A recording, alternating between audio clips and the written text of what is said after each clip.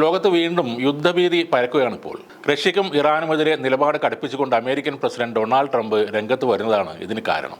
ഉക്രൈനിൽ വെടിനിർത്തലിന് തയ്യാറാകാത്ത Russian president Vladimir പുടിനോട് തനിക്ക് കടുത്ത ക്ഷോഭമുണ്ടെന്ന് Trump പറഞ്ഞു. വഴങ്ങിയില്ലെങ്കിൽ റഷ്യൻ എണ്ണ വാങ്ങുന്ന രാജ്യങ്ങൾക്ക് തീരുവ ഏർപ്പെടുത്തുമെന്നും ട്രംപ് വ്യക്തമാക്കി. കൂടാതെ ആണവ കരാറിന് തയ്യാറായില്ലെങ്കിൽ ഇറാനെ ആക്രമിക്കുമെന്നും ട്രംപ് പറയുന്നുണ്ട്. ഇറാനെ അമേരിക്ക ആക്രമിക്കുമെന്ന് ഇസ്രയേലും സ്ഥിരീകരിച്ചു. റഷ്യയെ അടക്കം കൂടെ നിർത്തി ലോക സമാധാനമായിരുന്നു ട്രംപ് തുടക്കത്തിൽ ലക്ഷ്യം വെച്ചത്. യുദ്ധമെല്ലാം അവസാനിപ്പിക്കും എന്ന് ഇലക്ഷൻ സമയത്ത് വാക്കും നൽകിയിരുന്നു. എന്നാൽ അത് നടക്കാത്ത സാഹചര്യത്തിൽ ഇറാനെ ആക്രമിച്ച് ഹൂതികളെയും ഹമാസിനെയും എല്ലാം ഒതുക്കാനാണ് അമേരിക്കയുടെ നീക്കം. ചൈനീസ് കടലിൽ തമ്പടിച്ചിരുന്ന യുദ്ധക്കപ്പൽ പശ്ചിമേഷ്യയിലേക്ക് ഇപ്പോൾ കൊണ്ടുപോവുകയാണ് ട്രംപ്. നിരവധി യുദ്ധവിമാനങ്ങൾക്ക് താവളമാകാൻ കഴിയുന്ന ഈ കപ്പലിൻ്റെ യാത്ര യുദ്ധം ഉറപ്പിച്ചു തന്നെയാണെന്നാണ് റിപ്പോർട്ടുകൾ. ഇറാനെതിരെ ഏത് സമയവും അമേരിക്കൻ ആക്രമണം ഉണ്ടായേക്കാം. ഇതിനൊപ്പമാണ് റഷ്യക്കെതിരെയും ട്രംപ് നിലപാടുകൾ പറയുന്നത്. അമേരിക്കൻ ന്യൂസ് ചാനൽ നൽകിയ ടെലിഫോൺ അഭിമുഖത്തിലാണ് ട്രംപ് പുടിനെതിരെ തുറന്നടിച്ചത്. ഉക്രൈനിൽ വെടിനിർത്തൽ സാധ്യമായില്ലെങ്കിൽ അത് റഷ്യയുടെ വീഴ്ചയാണെന്നും കടുത്ത നടപടിക്ക് തങ്ങൾ മടിക്കില്ലെന്നും ട്രംപ് പറഞ്ഞിരുന്നു. അതിനിടെ ആണവ കരാറിന് അമേരിക്കയുമായി നേരിട്ട് ചർച്ചയ്ക്കില്ലെന്ന് ഇറാൻ വ്യക്തമായി പറയുകയും ചെയ്തു. മധ്യസ്ഥർ വഴി ചർച്ചയ്ക്ക് സാധ്യത ഉണ്ടെന്നും ഇറാൻ പ്രസിഡന്റ് മസൂദ് പെസഷ്കിയാൻ പറഞ്ഞു.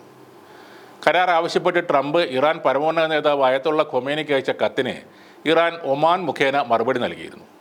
അമേരിക്ക സമ്മർദ്ദവും ഭീഷണിയും മുഴക്കുമ്പോൾ ചർച്ച സാധ്യമാകില്ലെന്നായിരുന്നു ഇറാൻ പറഞ്ഞത്. കരാറിന് തയ്യാർ അല്ലെങ്കിൽ യുദ്ധമെന്നാണ് ട്രംപ് പറയുന്നത്. അതിന് പിന്നാലെയാണ് യുദ്ധഭീതി സജീവമാക്കിക്കൊണ്ട് ഈ യുദ്ധക്കപ്പലിൻ്റെ പശ്ചിമേഷ്യയിലേക്കുള്ള യാത്ര. എന്നാൽ അമേരിക്ക വിചാരിക്കുന്നത് പോലെ കാര്യങ്ങൾ എളുപ്പമാകില്ല. ആണവ കരാറിൻ്റെ പേരിൽ ഇറാനുമായി യുദ്ധത്തിനിറങ്ങുന്ന അമേരിക്കയ്ക്ക് ഭീഷണിയായിരിക്കുകയാണ് ഇപ്പോൾ റഷ്യയുടെ രംഗപ്രവേശം. ഇറാൻ്റെ ആണവ കേന്ദ്രങ്ങൾക്ക് നേരെയുള്ള ഏതൊരു സൈനിക ആക്രമണവും മുഴുവൻ മേഖലയ്ക്കും വിനാശകരമായ പ്രത്യാഘാതങ്ങൾ ഉണ്ടാക്കുമെന്നാണ് റഷ്യയുടെ ഡെപ്യൂട്ടി വിദേശകാര്യമന്ത്രി സെർജി റിയാബ്കോവ് അമേരിക്കയ്ക്ക് ഒരു മുന്നറിയിപ്പ് പോലെ നൽകിയിരിക്കുന്നത്. ഇറാൻ്റെ ആണവ പദ്ധതി സംബന്ധിച്ച് അമേരിക്കയുമായി ഒരു കരാറിലെത്താൻ കഴിഞ്ഞില്ലെങ്കിൽ ബോംബിടുമെന്ന് അമേരിക്കൻ പ്രസിഡന്റ് ഡൊണാൾഡ് ട്രംപ് ഭീഷണിപ്പെടുത്തിയതിന് പിന്നാലെ ഏപ്രിൽ 1 ഇൻ്റർനാഷണൽ അഫയേഴ്സ് ജേണലിന് നൽകിയ അഭിമുഖത്തിലാണ് സെർജി റിയാബ്കോവ് ഈ താക്കീത് നൽകിയത്. അമേരിക്കയുടെ ഭീഷണികളും അന്ത്യശാസനവുമൊക്കെ കേൾക്കുന്നുണ്ട്. പക്ഷേ ആക്രമണത്തിനെങ്ങാനും അമേരിക്ക മുതിർന്നാൽ അമേരിക്ക മൊത്തം അതിൻ്റെ പ്രത്യാഘാതങ്ങൾ അനുഭവിക്കേണ്ടി വരുമെന്നാണ് സെർജി റിയാബ്കോവ് പറഞ്ഞത്.